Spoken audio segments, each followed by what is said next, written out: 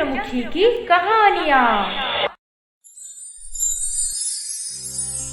Hello दोस्तों, ये कहानी शुरू होने से पहले अगर आपने हमारे चैनल को सब्सक्राइब नहीं किया है तो जल्दी से सब्सक्राइब करके बेल आइकॉन दबा दीजिए, क्योंकि हम आते हैं हर बार एक नए किस्से के साथ। आई नो, तुम सब मिलके मुझे सरप्राइज देने के लिए छुप छुप के यही सब डिस्कशन कर रहे थे और finally I am surprised. Rajesh, तुम सच में एक ग्रेट हस्बैंड हो जो अपनी पत्नी की ख्वाहिश को फुलफिल करने पूरी कोशिश कर रहा है। फर्स्ट सरप्राइज में इतना बड़ा बंगलो, तो आगे और क्या मिलने वाला है मुझे? Oh my God. Rupa please, ये बंगलो के बारे में बात करनी है मुझे। तुम इतना एक्साइटेड मत हो। हाँ, समझ आ गया मुझे। अभी सारा इंस्टॉलमेंट पे किए नहीं हो, पर कोई बात नहीं, धीरे धीरे पे कर देना। मैं तो चली, सबसे पहले माँ को ये गुड न्यूज दूंगी और फिर दोस्तों को भी फोटो भेजूंगी। अरे रूपा मेरी बात तो सुनो, किसी को कुछ मत बताओ यार। माँ को बताने से वो बहुत खुश होंगी, डोंट वरी।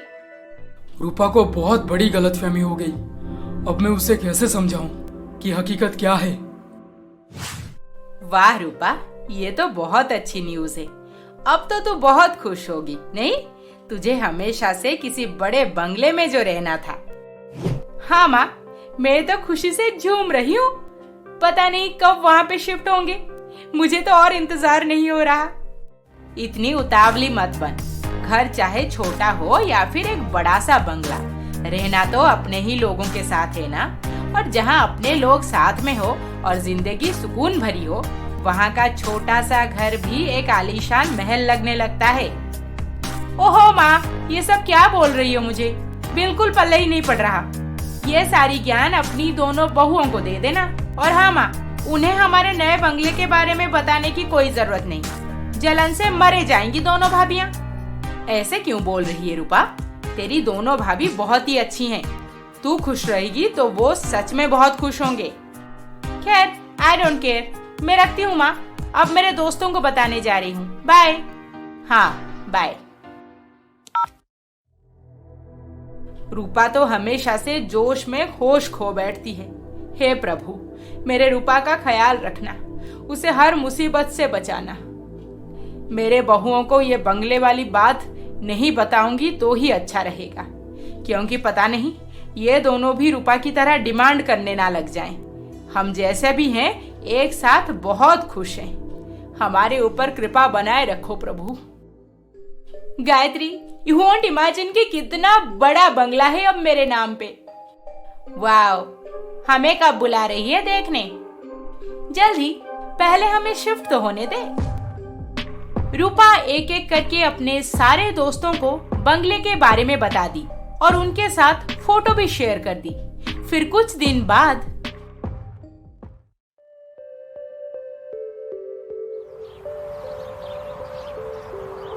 रूपा, तुम सारे इम्पोर्टेंट पेपर्स कपबोर्ड से लाई हो ना? कुछ छूट तो नहीं गया ना? हाँ, सब ले आई हूँ। कुछ छूटने का चांस ही नहीं है। एक हफ्ते से सारा पैकिंग करके बैठी हूँ मैं। बंगला में जो रहना है अब हमें। रूपा, तुम कभी पूरी बात सुनती क्यों नहीं? एक्चुअली ये बंगला हमारा नहीं है। हाँ तो क्या हुआ, इंस्टॉलमेंट भर देने के बाद हमारा हो जाएगा। चलो, अब इसके बारे में और डिस्कशन करके मेरा मूड खराब मत करो।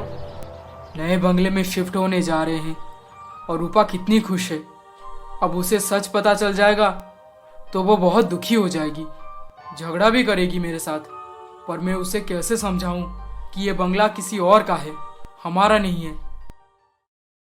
राजेश का पूरा परिवार उस बंगले में शिफ्ट हो गए। रूपा अंदर जाते ही वहाँ का डेकोरेशन, फैसिलिटीज, नौकर चाकर, ये सब देख के दंग रह गई।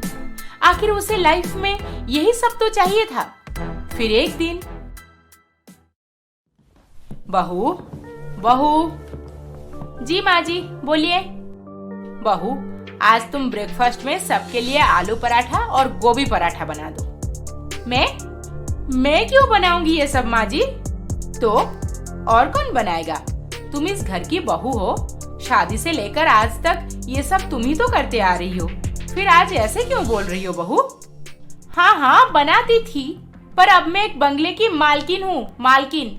मेरे पति मेरे लिए इतना बड़ा बंगला खरीद चुके हैं जिसमें नौकर चाकर की कोई कमी नहीं है। फिर मैं क्यों खाना बनाने जाऊंगी माँ जी? कोई नौकर से ही बोल दीजिए ना। बहू, तुम्हें बहुत बड़ी गलतफहमी हो रही है। ये घर की मालकिन तुम नहीं हो और ना ही ये हमारा बंगला है। राजेश से बात करो जाकर, उसकी पूरी बात सुनो। मैं राजेश से बात कर चुकी हूँ माँ जी, और मुझे सब पता है। हाँ माँ जी, और एक बात, आज से मुझे कोई भी काम करने मत बोलना। ये रूपा बंगला देखते ही अपना रंग बदल दी। मुझे राजेश के साथ बात करनी होगी। माँ, मैं क्या करूँगा? वो कुछ भी सुनने को तैयार नहीं है। पागल हो गई है, पागल।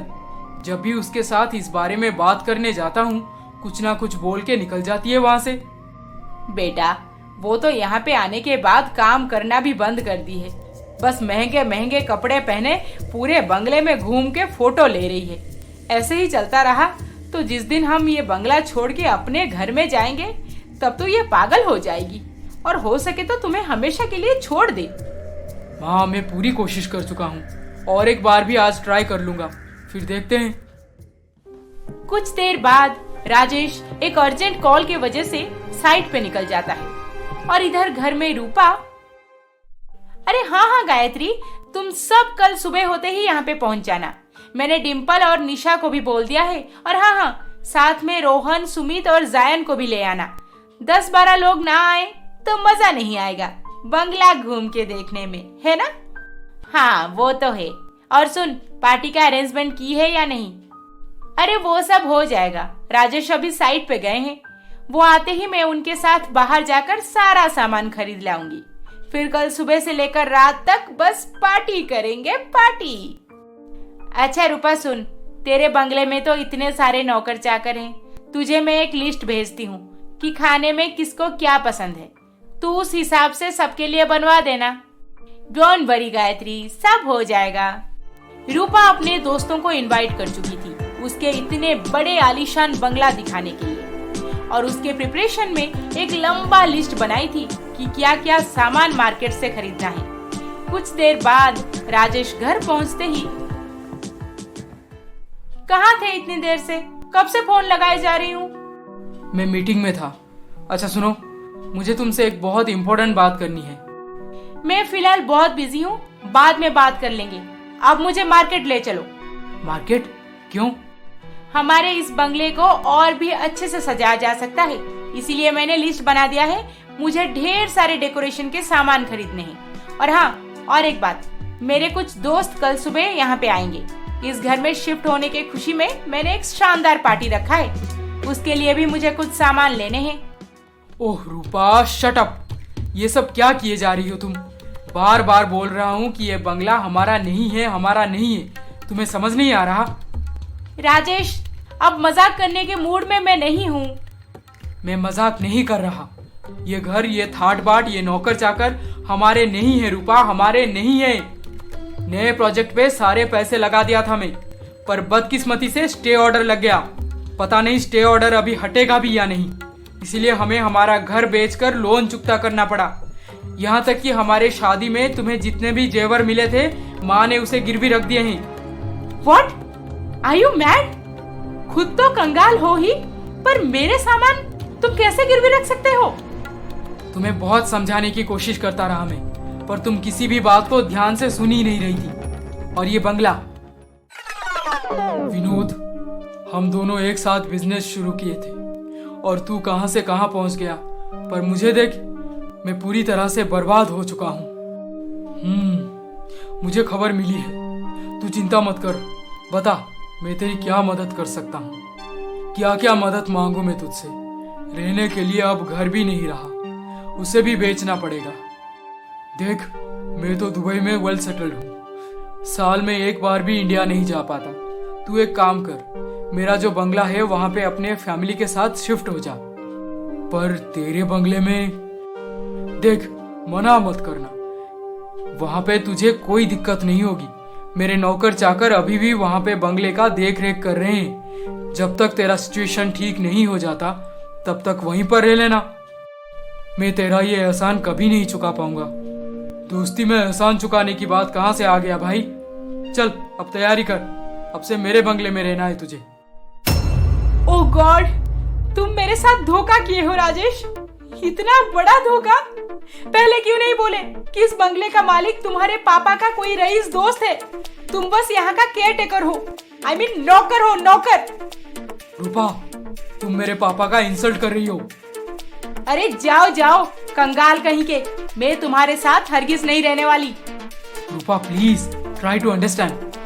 मैं जा रही हूँ, फिर कभी वापस नहीं आऊंगी इस घर में। राजेश बहुत कोशिश किया रूपा को समझाने की, पर वो गुस्से से कांप रही थी और अगले दिन सुबह होते ही अपना सामान पैक करके सीधा मायके चली गई। अब क्या होगा राजेश और रूपा के बीच? क्या रूपा को अपनी गलती का एहसास हो पाएगा या फिर कहानी और एक मोड़ लेने वाली है? जानने के लिए ननंद की नौटंकी का अगला एपिसोड देखना ना भूलें, सिर्फ चंद्रमुखी की कहानियां पर। See you soon.